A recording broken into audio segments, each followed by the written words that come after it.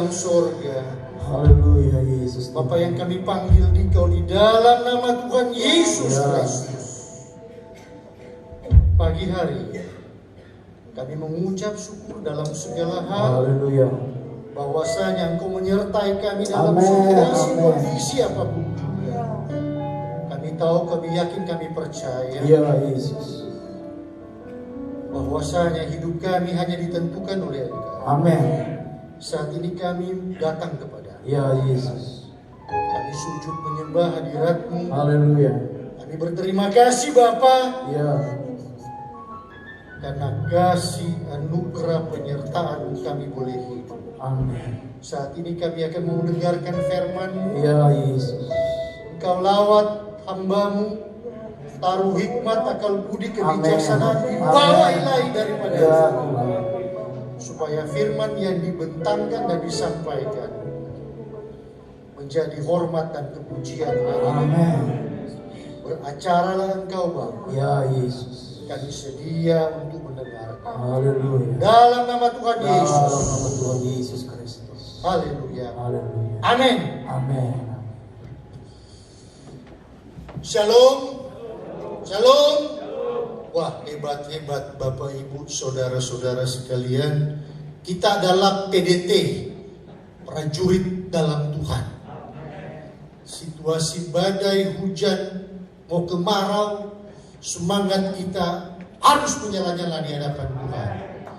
Kita sambut firman Tuhan dengan kita baca sama-sama. Ada dua pembacaan Alkitab.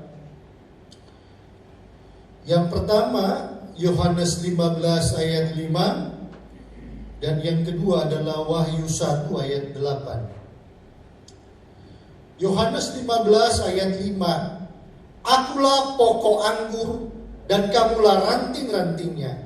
Barang siapa tinggal di dalam aku dan aku di dalam dia, ia berbuah banyak. Sebab di luar aku kamu tidak dapat berbuat apa-apa. Wahyu 1 ayat 8. Aku adalah Alfa dan Omega, firman Tuhan Allah yang ada dan yang sudah ada dan yang akan datang, yang Maha Kuasa. Sampai demikian jauh firman Tuhan. Bapak Ibu yang Tuhan Yesus kasihi, baik yang ada di gereja maupun yang ada di rumah serta dimanapun Bapak Ibu saudara-saudara berada. Adapun tema khotbah yang diberikan oleh Bapak Gembala kepada saya berjudul Yesus di atas segalanya, Jesus about everything. Nah, kalau kita lihat dari tema nats khotbah yang diberikan oleh Bapak Gembala bahwa Yesus di atas segalanya, maka coba Bapak Ibu saudara-saudara perhatikan. Saya berkhotbah gaya dosen aja ya. Gaya dosen aja. Coba Bapak Ibu perhatikan. Tidak ada ajaran sekte maupun kepercayaan yang berani mengklaim tokoh di atas segala-galanya. Yang awal dan yang akhir. Alfa dan Omega. Yang berani mengklaim jati dirinya hanya satu, yaitu Yesus. Makanya Yesus mengatakan satu kepastian, bukan mudah-mudahan. Kalau berbicara satu kepastian, berarti tidak ada kata yang bisa meruntuhkan, menggoyahkan, dan membuat orang menjadi bingung-lingung. Pasti.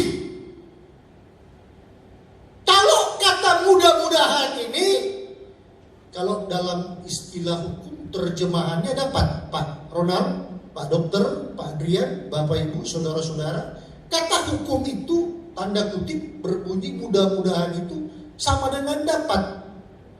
Karena penafsirannya ambigu, berubah-ubah. Dapat itu bisa ya, bisa tidak. Makanya kalau ada orang hukum mengatakan dapat, hati-hati Bapak Ibu, saudara-saudara sekalian. Kalau bicara pasti, maka situasinya nyata. Yesus menjanjikan satu kepastian. Maka kalau ada orang yang meninggalkan keimanannya, berpaling kepada yang lain, maka otomatis pada saat itu juga dia terbuang dari hadapan Allah. Predikat yang melekat di dalam dirinya sebagai ahli waris kerajaan Allah otomatis dicopot. Barang siapa mengaku aku di hadapan manusia, maka aku akan mengaku dia di hadapan Bapakku.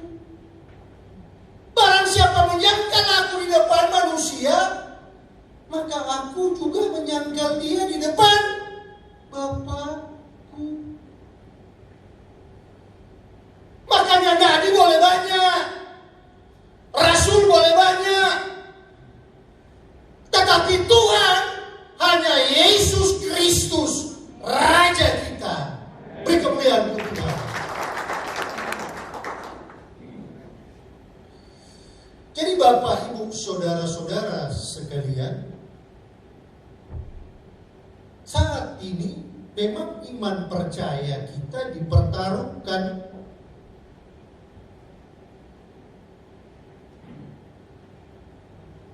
Situasi alam banyak memunculkan berbagai macam spekulasi, banyak memunculkan ramalan, banyak memunculkan prediksi. Tetapi sebagai orang yang beriman, kondisi yang kita hadapi saat ini, kita makin mendekatkan diri kita kepada Tuhan. Memang kita harus hidup kok dengan situasi badai, tantangan, hambatan. Ini akan beriringan di dalam hidup kita. Kalau Tuhan izinkan hal itu terjadi, maka itu semata-mata menguji iman percaya kita. Makanya ingat baik-baik. Ada doa yang dijawab pada saat itu. Dan ada doa yang dijawab oleh Tuhan ketika kita wajib melewati pergumulan itu. Nah, ketika kita, Bapak, Ibu, saudara-saudara, saya adalah orang yang dipilih Tuhan untuk dijawab doanya melewati tantangan pergumulan itu, hati-hati.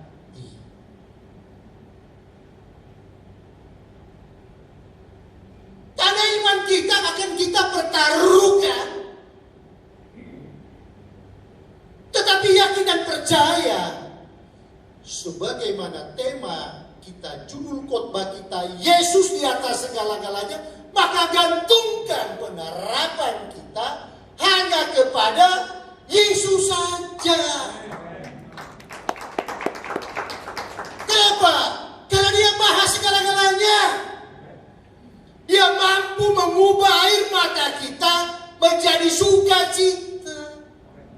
Dia mampu mengangkat kita yang jatuh tergeletak ke tempat yang tinggi. Dan rancangannya tidak ada yang dapat menghalangi. Kalau Yesus di atas segala-galanya, pertanyaannya yang saya sampaikan tadi, maukah kita dalam keadaan kecut, tawar hati? Ini konsep manusiawi. Jangankan kita. 12 murid Tuhan Yesus mengalami kegoncangan iman, mengalami kekhawatiran, mengalami galau, berbagai macam rasa manusiawi itu. Makanya Yesus datang sebagai manusia supaya Dia mengukur manusia kita itu sampai level berapa? Air mata yang keluar, Yesus mengeluarkan air mata. Rasa sakit, Yesus mengeluarkan rasa sakit. Tapi ketika Yesus mengatakan sudah selesai, artinya apa? Kekhawatiran kita, kegawalan kita, bimbang, rasa yang bikin kita hancur, semuanya sudah ditanggungnya.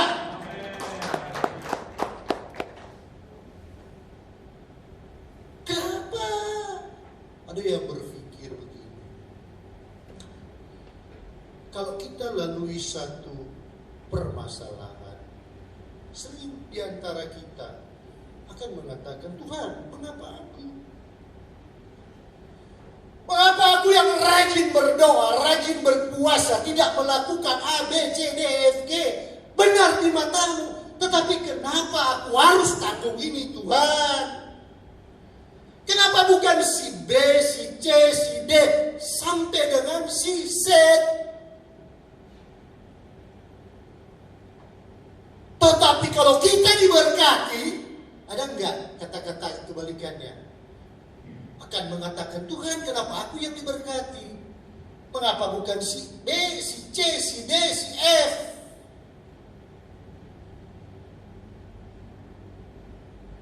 Ini sifat manusiawi. Makanya sesuai dengan judul khotbah yang diberikan, saya bilang ke Bapak Ibu, saudara-saudara, kalau diberikan khotbah, saya takut untuk menolak. Sesibuk apapun juga, saya tidak pernah mau tolak.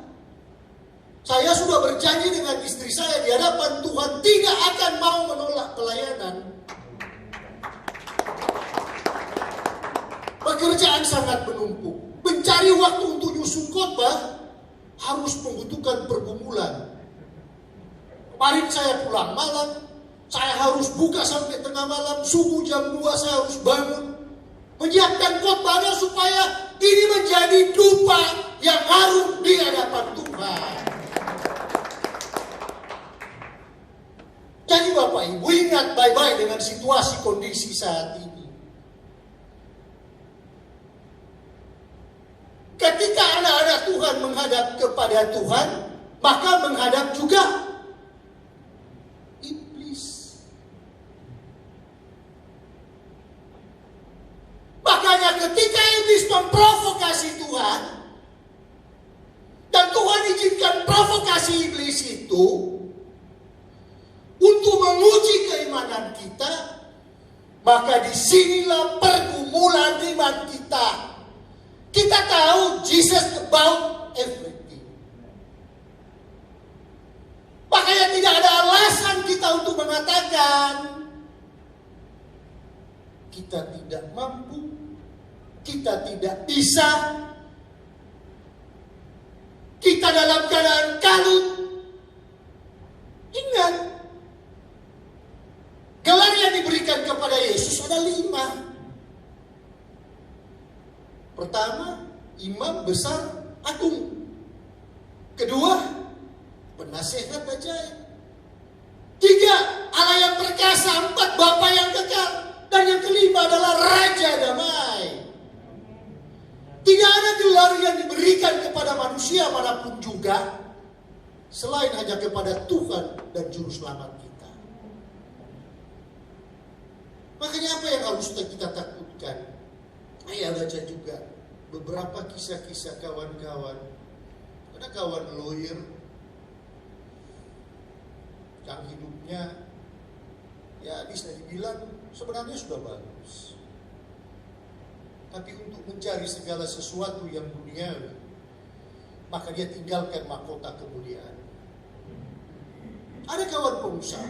Makanya saya bilang, tadi saya tegur, kau dapat apa yang kau inginkan di dunia ini, tapi kau melepaskan apa yang tidak kelihatan, mahkota kemuliaan.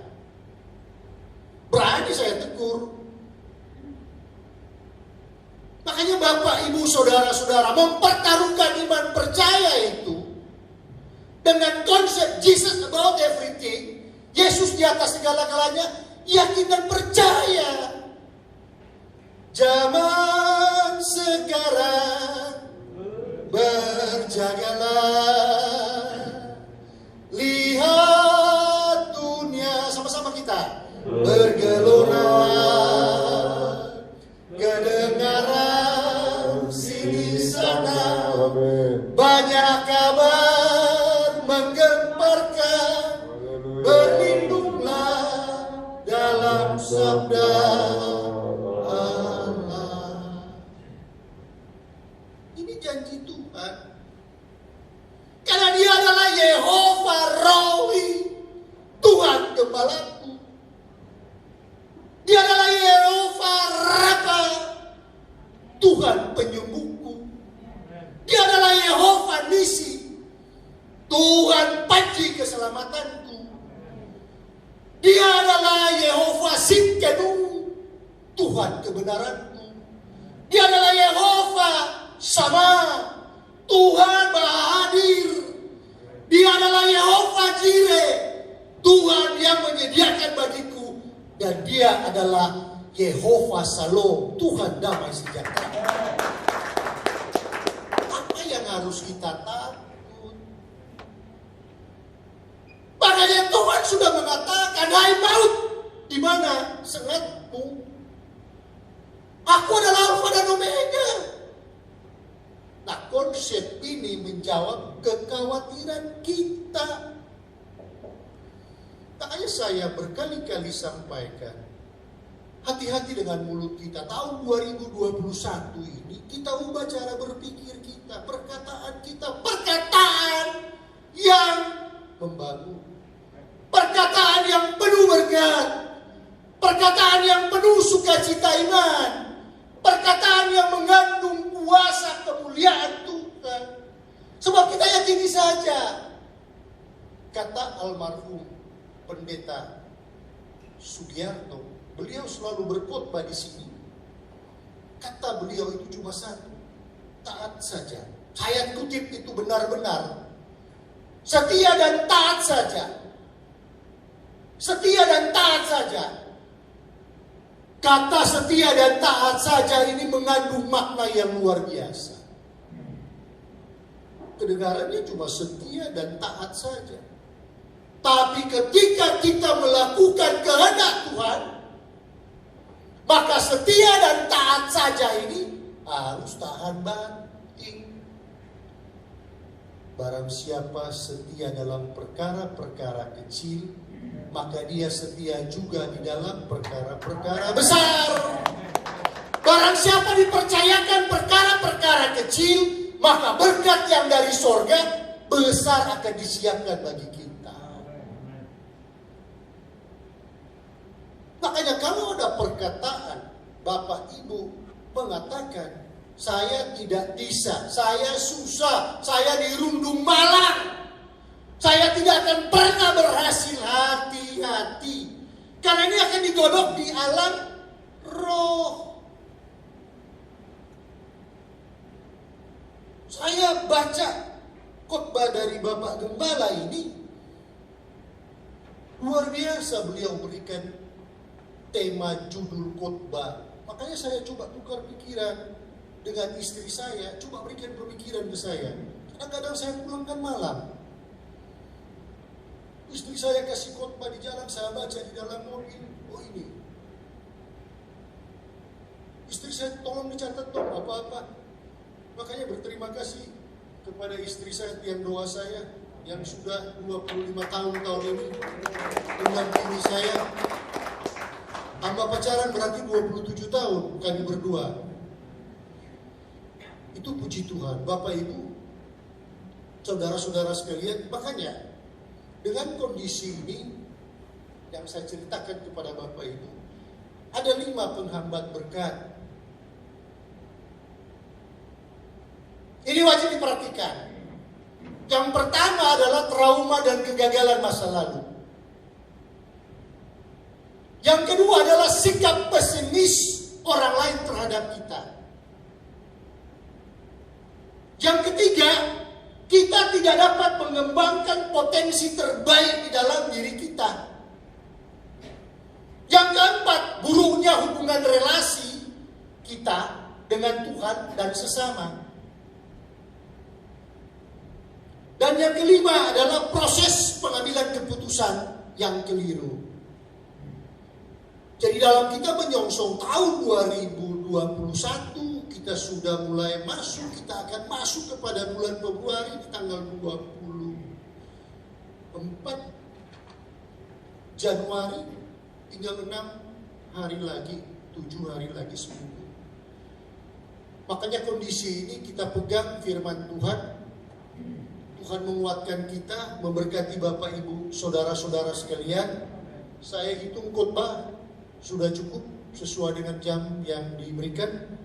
Tuhan memberkati Bapak Ibu Gembala, memberkati Bapak Ibu saudara-saudara yang ada di gereja, yang ada di rumah. Ingat satu pesan saya. Ada kata-kata hukum bunyinya begini, sesuai dengan khotbah. Memento mori, memento viver. Ingatlah perbuatanmu ketika engkau hidup, dan ingatlah penghakimanmu ketika engkau mati. Maka serahkan hidup mati kita hanya kepada Alfa dan Omega, karena Dia adalah pemilik hidup kita, baik di dunia maupun di sorga nanti. Tuhan memberkati. Haleluya. Bapa dalam surga, terima kasih. Engkau sudah memberi kekuatan kepada hamba-Mu untuk menyampaikan suara isi hati-Mu. Ya Yesus, ya. Terima kasih Bapa.